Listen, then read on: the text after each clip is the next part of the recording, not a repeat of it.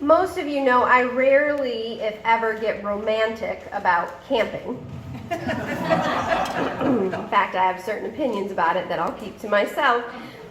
But I do want to ask you, how many folks here have been camping? And I don't mean glamping, I mean like really camping, tent, no power source. See, the hands are going down. Yeah, that's what I thought. So in that camping, do you remember the moment when the lights are all out, and except for maybe a fire or the occasional flashlight, if you have to find your way out into the woods at night, there's darkness. Do you remember those moments? And how would you describe it? How would you describe that feeling you get in that darkness? Scary? Serene. Serene? Still? Sick? Beautiful. Tentative. Yeah. Calming. There's a beauty in that darkness. I grew up on a lake, near a lake, right on the lake, on a peninsula in upstate New York, which meant that every time there was a winter storm, we lost power. It was just a question of how long we were going to lose power. And while my parents didn't find this a serene and calm experience, I loved those times when, for a little bit of time, there wasn't noise and tons of light and bustle around us, and we were brought together as a family. There were only 3 of us in my family, but it was kind of astounding how in our home, with the TV going, often blasting Wheel of Fortune, and everyone eating in their separate corners with their separate devices, going off to different bedtimes with the noise still running, it was amazing how losing power and the stress of losing power could bring us together for a few moments. Power outages in upstate New York on that peninsula meant that we slowed down as a family. Often we would bundle under blankets because it was cold in upstate New York. Tell a story or two, and quietly look outside to see the world enfolded in snow. It was a serene experience, and some of my best memories from childhood are being in the darkness with a single candle, waiting for that moment when life would return as the power came on. I think darkness, like the snake, sorry if you have a phobia, has gotten a little bit of a bad rap. And in large measure, it's from some of the particular narratives told in Christianity that are always contrasting the light as goodness and the dark as bad. Even in the story of creation in Judaism and in Christianity, the light is brought into the world as if it brings all life. There's something that's lost in that story of praising light, something that I feel lost in my own life lately. Balance. Anne-Marie reminded me that her grandmother used to say that flowers that grow from a bulb can't bloom unless they have a good darkness. They grew up in sunny Florida, where there wasn't a lot of good darkness throughout the year. And so her grandmother used to take bulbs and put them in a bucket and find a dark corner, either of a shed or even sometimes in the kitchen, underneath the sink, to give them enough time to be in the dark before planting them, or they would surely receive the Florida sun. For a good bloom, she said, you need to have a good darkness. Now, I am not a friend to sitting quietly in the dark and relishing the silence. I like to go 100 miles an hour all the time with the lights on. Thank you very much. I was raised in a family who often said, "You can sleep when you're dead." Anyone hear that? Is it not just my family? And so it was on October 30th of 2014 that I was driving in my small orange Scion IQ. It didn't look as fashionable as that, but it's the same size. I had to hustle because I had an event that night and an action later in the week. It was Ella and Kirk's first Halloween, and even though my children were only 3 months old, I was determined to have the best Halloween that we could possibly have. So we were having a party at our house, and we were going to be the 3 little pigs and the big bad wolf. I had finished prepping all of this food I'd been cooking all day, meatballs and homemade pizza and an apple tart and then vegetarian options and food item after food item. I packed it all in the fridge. Our babysitter had arrived to take care of Ella and Kirk, and boom, I went out the door. As fast as I could, realizing that I needed to stop at a craft store to get the special little stones because that Sunday was our remembrance of All Souls in the congregation I was serving. I would just quickly get off the exit, I thought, and make just a quick stop, get the rocks. I could make it to my meeting in time, and then turn around to come back home in time to get ready for a party. There was a little gap as I realized I was about to miss my exit. There was a little gap, and I saw my window, and so I turned the car into the next lane. And just as I turned into the gap at 100 miles an hour, not really, but close, the semi that was behind closed the gap. I swerved to avoid being hit back into my lane, but there wasn't enough space anymore in my lane. I remember hitting the brakes and my foot and the pedal going all the way to the floor. The rest comes in flashes of memory. I'm told that I was in a 4-car pileup, and I was in the middle, with the semi grazing the side of my car. I'm told that I spun out into the median, and then got out of my car and called my wife, Anne Marie, 6 times, each time saying, "I think I've been in an accident. I need you to come." On the 6th time, she was able to convince me to find the police officer and hand him the phone. It was then that she explained to the officer that she thought I had a concussion or some kind of brain injury, and he should put me somewhere that I couldn't wander into the highway. My next memory is of being wheeled into an MRI in the hospital. The next memory after that is of sitting in the nursery, knowing that the 2 children I was staring at were mine, but not being able to remember their names.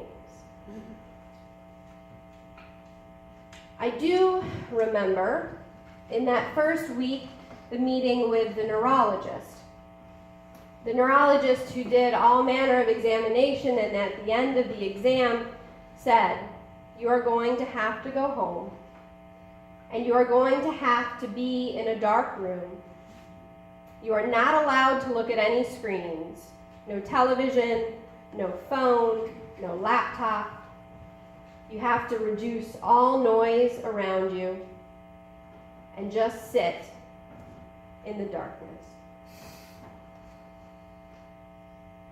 I remember thinking surely that my brain injury must have caused some confusion and that this neurologist wasn't telling me to just sit in darkness. And so I said to him, in all seriousness, "Okay, so if I do that for a day or so, I'll be good? Because I have to preach this Sunday." And he said, "No, you need to do this for several weeks." And that's when I began to try to bargain with a neurologist. I said 2 weeks. He said no, several weeks. I said, okay, 2.5. He said no, several weeks. And then I forgot what I'd been bargaining about, and he had to explain it all over again. And that's when he leaned in and put his hand on my arm and said, do you realize if you don't sit in darkness for several weeks, you may not recover? You have to sit in darkness. Now, sitting in darkness at that point in my life, in silence and stillness and not doing anything, was akin to living in a horror movie. I was not feeling the gratitude of being alive as I went home. I was feeling the dread of all the things that were going to be undone, as if the world would fall apart if I sat in darkness. Initially, I tried to bargain to listen to some audiobooks, but I found it's hard to listen to an audiobook when you can't look at a screen to operate it. So then I started to sleep, but I found out one can actually only sleep for so long. And then finally, I let myself just be in that dark room. And here is what I discovered. I began to listen to the sounds of my children and my family and my home. I heard a life that I had never experienced because I had never taken the time. It was a symphony of sounds, and it was a richness of presence in an empty room, and it was full. It was a beautiful tableau across my home that I'd been too busy rushing by to notice.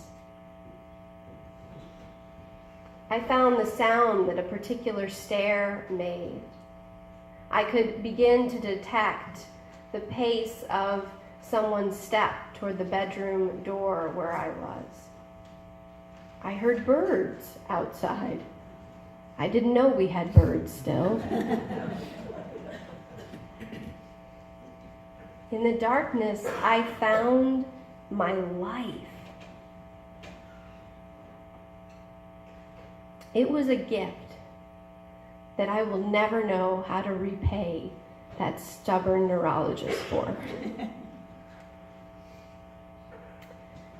The thing we don't know is that though we control the lights now and the sounds, and that we can fill our lives all the time and maybe even make it so it never stops, the thing no one tells you when they tell you to be afraid of the dark is that you can be equally lost in the light.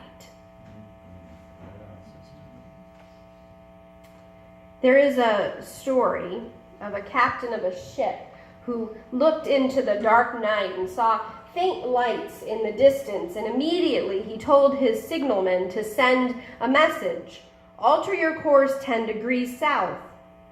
And promptly a signal was received: alter your course 10 degrees north. Now the captain was angered, and his command had been ignored, so he sent a second message: alter your course 10 degrees south. I am the captain. Soon another message was received: alter your course 10 degrees north. I am a seaman, 3rd class Jones. Immediately the captain sent a third message, firing off, knowing the fear it would evoke: alter your course 10 degrees south. I am a battleship. Then the reply came: alter your course 10 degrees north. I am a lighthouse.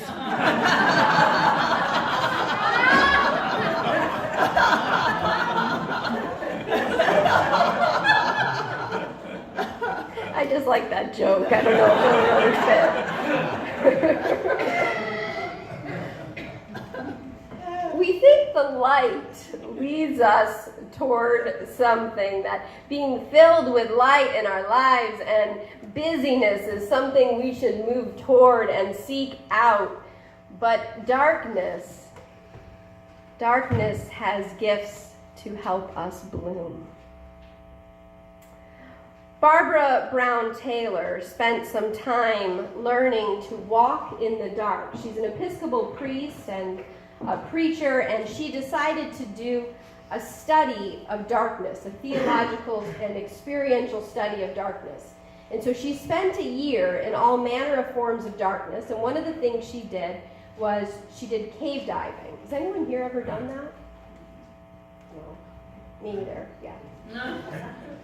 But what she found in the experience of the cave was, which is total sensory deprivation, is that initially when you kind of go into entry levels of the cave. So you go into a first place that is not completely absent light, then you go into the next ring of the cave that is a little bit darker, and then you give yourself time to adjust in each phase until you reach the innermost point.